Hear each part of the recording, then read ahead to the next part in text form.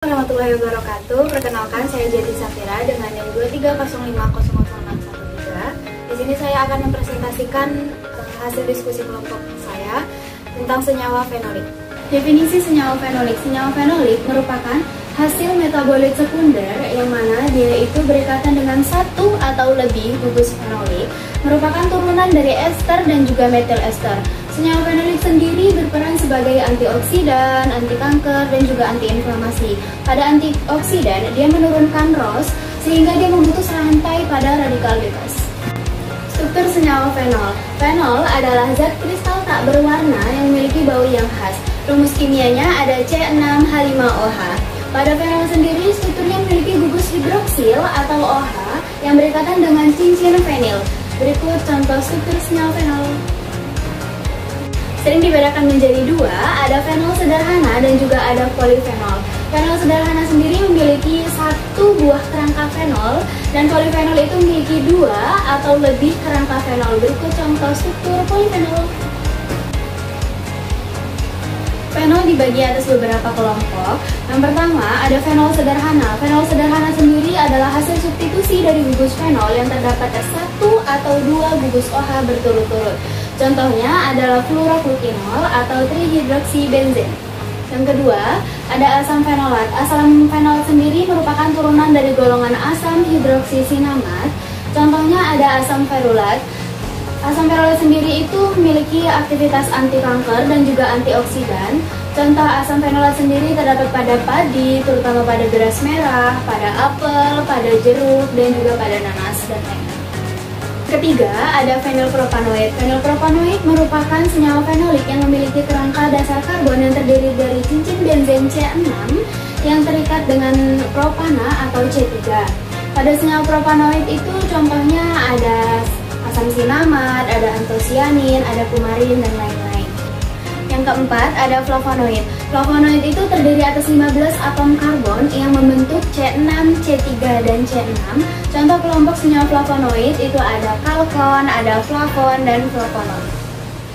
Yang kelima, ada tanin. Tanin sendiri memberikan rasa pahit, kelat, dan juga sepat.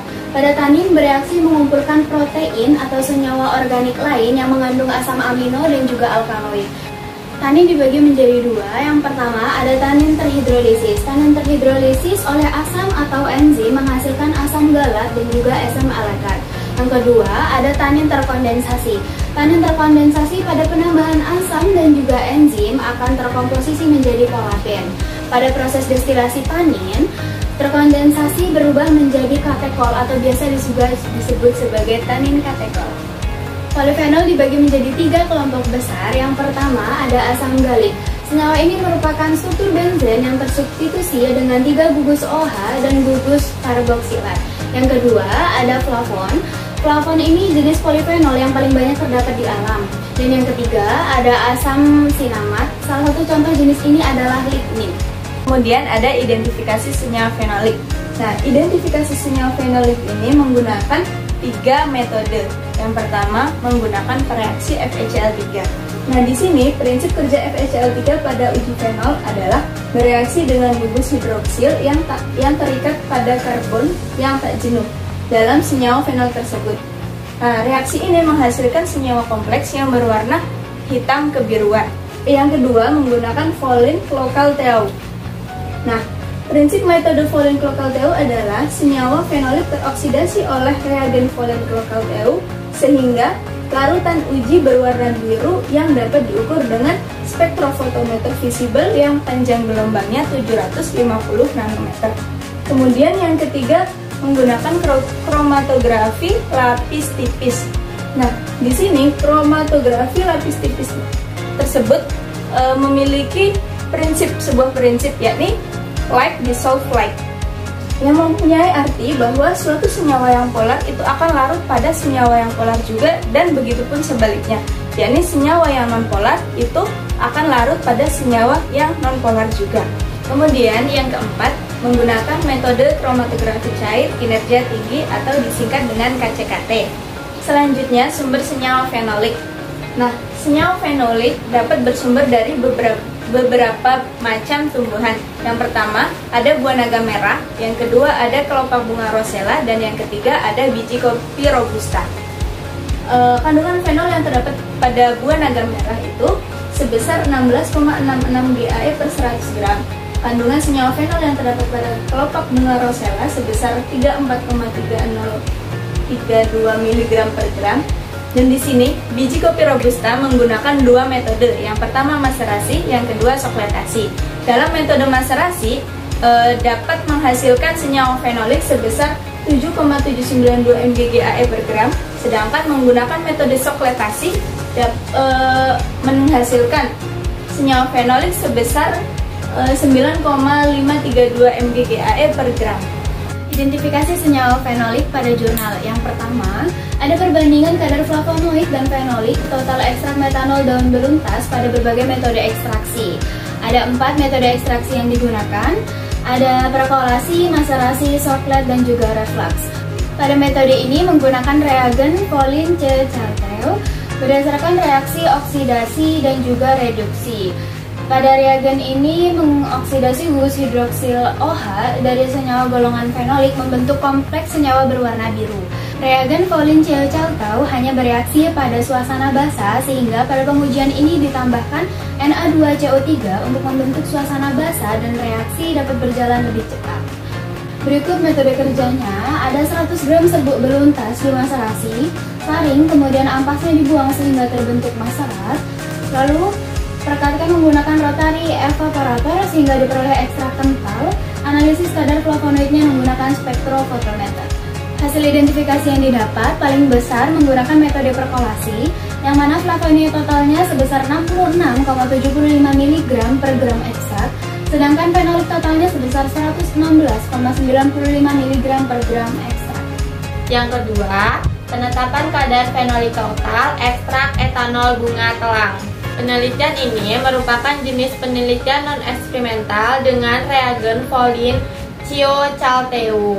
Kadar polifenol total masing-masing ekstrak dinyatakan dalam GAE. GAE merupakan jumlah kesetaraan miligram asam galat dalam 1 gram sampel. Berikut metode kerja. 10 mg ekstrak larutkan dengan etanol dan air suling 1:1.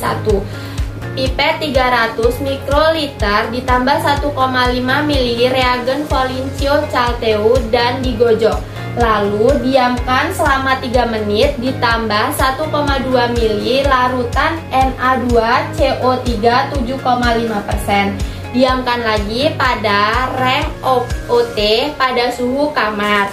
Lalu absorbansi larutan ekstrak diukur dengan spektrofotometri UV vis pada panjang gelombang absorbansi maksimum.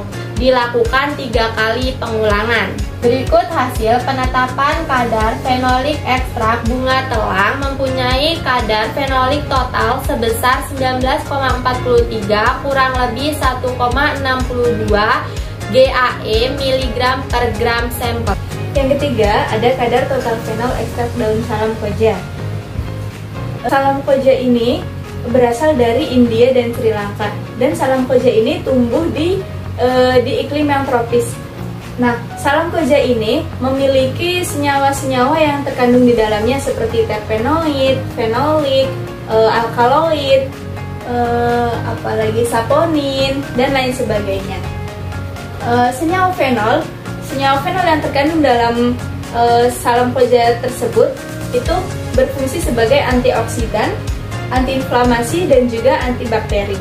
Metode kerjanya, yang pertama, ambil 1 tetes ekstrak, masukkan ke dalam labu ukur 10 ml, kemudian tambahkan dengan 1,25 ml reagen Folin C. Chartreux, kemudian diamkan selama 8 menit, kemudian ditambah dengan 1 ml larutan natrium karbonat, dan yang terakhir, ukur absorbansinya menggunakan spektrofotometer pada panjang gelombang 640 nanometer.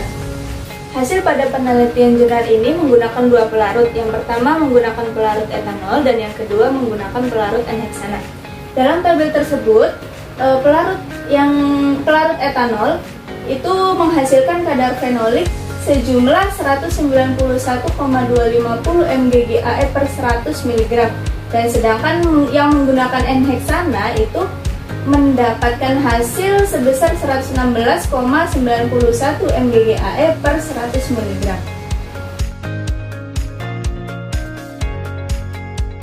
Cukup sekian presentasi dari kelompok kami. Terima kasih.